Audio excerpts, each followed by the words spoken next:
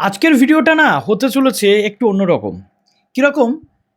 যদি আমরা একটু লক্ষ্য করি তাহলে দেখব যে সোশ্যাল মিডিয়াতে বা সমাজের বিভিন্ন স্তরে জেন জিদের নিয়ে বিভিন্ন সমালোচনা বিভিন্ন সময় চলে। জেন জিরা নাকি খুব জেদি, জেন জিরা নাকি খুব অবাধ্য, জেন জিদের দ্বারা নাকি কোনো কিছু সম্ভব নয়, জেন জিরা নাকি দেশকে উচ্ছন্ন দেবে। আজকে আমি সেই সকল জেন জিদের কাছে কয়েকটা প্রশ্ন করতে চাই এবং তোমাদের মধ্যে যে আত্মোপলব্ধি বা শক্তি রয়েছে সেটাকে নিয়ে আমি একটু আলোচনা করতে চাই। আশা করি এই ভিডিওটা থেকে তোমরা অনেক কিছু জানতে পারবে, মোটিভেশন পাবে এবং উদ্বুদ্ধ হবে। তো যারা নতুন আছো এই চ্যানেলে, বিশেষ করে যারা বর্তমানে কলেজ পড়ুয়া হতে চলেছো, 11-12-এ পড়ছো, মাধ্যমিক দিয়েছো বা অলরেডি গ্র্যাজুয়েশন কমপ্লিট করে ফেলেছো জেনজি কোটাতে, তাদের জন্য আজকের এই ভিডিওটা হতে চলেছে একটা অত্যন্ত গুরুত্বপূর্ণ। আমি জানি এর আগে কোনো সোশ্যাল মিডিয়াতে এই রিলেটেড ভিডিও তোমরা পাওনি। আমি দুঃসাহস দেখাচ্ছি তার কারণ আমি জেনজিদের উপর ভরসা রাখি বলে। তো যারা নতুন আছো অবশ্যই চ্যানেলটিকে সাবস্ক্রাইব করে দাও এবং প্লিজ ভিডিওটা শেয়ার করো আর তোমার মূল্যবান মতামত তুমি কমেন্টে জানাবে। প্রত্যেকটা জায়গাতে জেনজিদের নিয়ে সমালোচনা, জেনজিদের মধ্যে থেকে কেউ কোনো ভালো গুণ দেখতেই পায় না। কেন? এর নেপথ্যে রয়েছে তোমাদের কতগুলো হঠকারী ডিসিশন।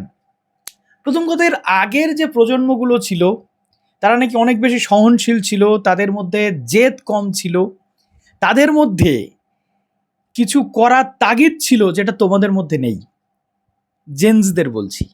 কিন্তু না, এই কথা সম্পূর্ণ ভুল।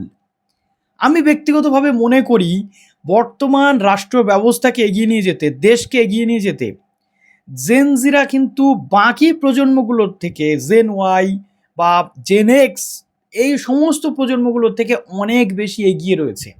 কেননা জেনজির স্ট্রাগেল আছে, সংগ্রাম আছে, কিন্তু জেনজি অনেক কিছু অ্যাভেল করে ফেলেছে এইটুকু বয়সের মধ্যেই। তারা অনেক কিছু দেখে ফেলেছে, তারা অনেক কিছু উপলব্ধি করতে পেরেছে এবং তারা অনেক বেশি ম্যাচিওর হয়ে উঠেছে।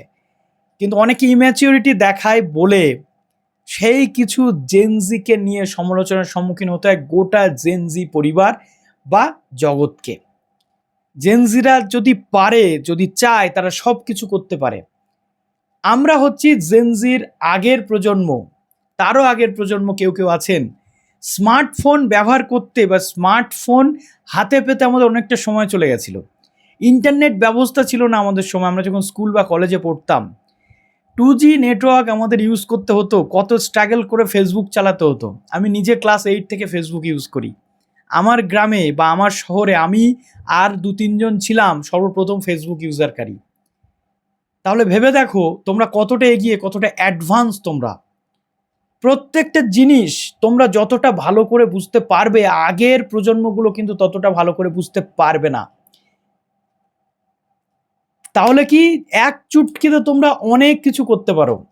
তোমরা স্মার্ট ফোনের ব্যবহার জানো, তোমরা স্মার্ট গ্যাজেটের ব্যবহার জানো, তোমরা সব কিছুকে নতুনভাবে ভাবতে পারো, বুঝতে পারো এবং ইমপ্লিমেন্ট করতে পারো, যেটা আগের প্রজন্মগুলো ভাবতে ভাবতেই 24 ঘন্টা নিয়ে নেয়।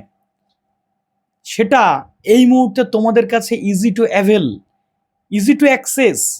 তাহলে কেন তোমাদেরকে নিয়ে এত সমালোচনা হবে? ভেবে দেখেছো? একটাই কারণ, জেনজিদের মধ্যে, সবার মধ্যে নয়, একটু ধৈর্যের অভাব আছে, একটু মূল্যবোধের অভাব আছে, একটু সহনশীলতার অভাব আছে।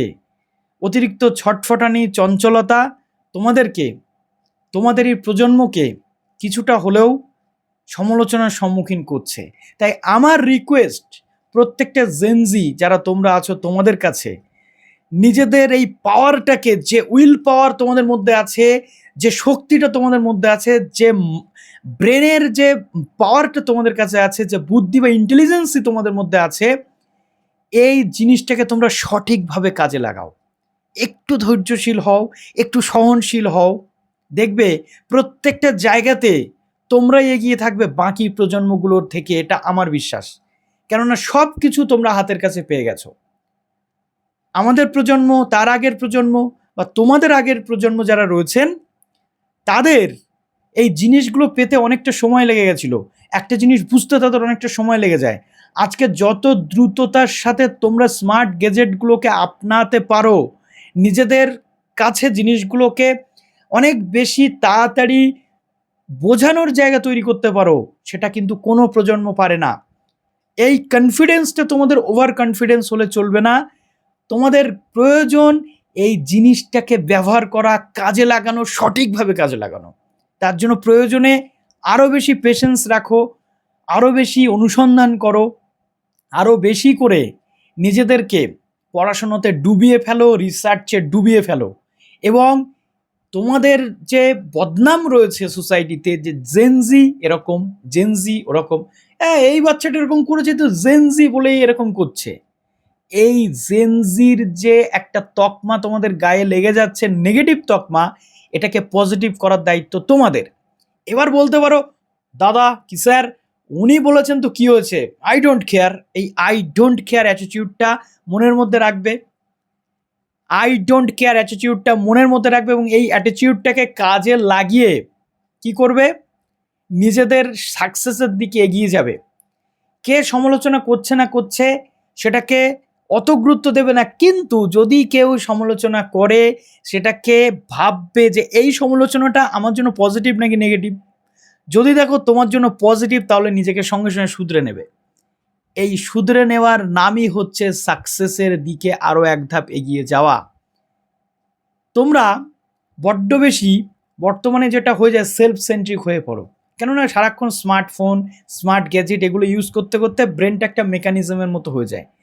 ইমোশনসগুলো একটু কখনো বেশি বেরিয়ে আসে, কখনো একেবারেই কাজ করে না।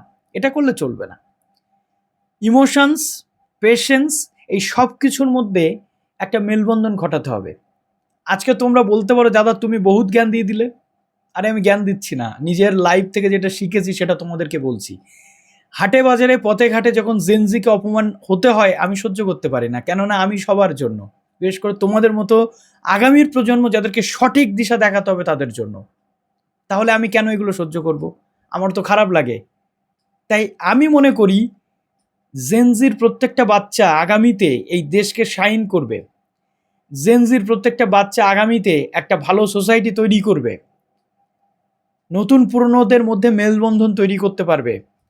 যারা আগের প্রজন্ম তাদেরকে শিক্ষিত করতে পারবে, যারা আগের প্রজন্ম তাদেরকে কি করতে পারবে, স্মার্ট করে গড়ে তুলতে পারবে। এই দায়িত্বটা কিন্তু তোমাদের নিতে হবে। আগের পৃথিবীটা, দেশকে, সমাজকে তো তোমাদেরকে এগিয়ে নিয়ে যেতে হবে। তাই পেশেন্স রাখো, বাবা মায়ের প্রতি অনুগত থাকো, অহেতুক মাথা গরম করবে না, অহেতুক দুশ্চিন্তাও করবে না, আর বিরাট কিছু চাহিদা নিয়ে জীবনে এগোবে না। একটা টার্গেট দাও নিজেকে, ধীরে ধীরে চেষ্টা করো সেখানে পৌঁছানোর। আমি জানি তুমি পারবে পারবে পারবে। একবার হাতটা মুঠো করে বলো তো যে আমি পারবো, আই ক্যান ডু এনিথিং। আমি যে কোনো কিছু করতে পারি সাকসেসের জন্য। যদি ফেলিওর হও, সেই ফেলিওরটা কিন্তু তোমার শেষ নয়। ফেলিওর মানে তোমার সাকসেসের আরও এক ধাপ সূচনা পর্ব তৈরি হলো। যদি তুমি ফেলিওর হও, যদি তুমি ফেলড হও, লাইফ তোমাকে আরেকটা অপরচুনিটি দিচ্ছে নিজেকে ঘষে মেজে আরও বেশি স্মার্ট করে তোলার, আরও বেশি কাবিল বানার, তাই না?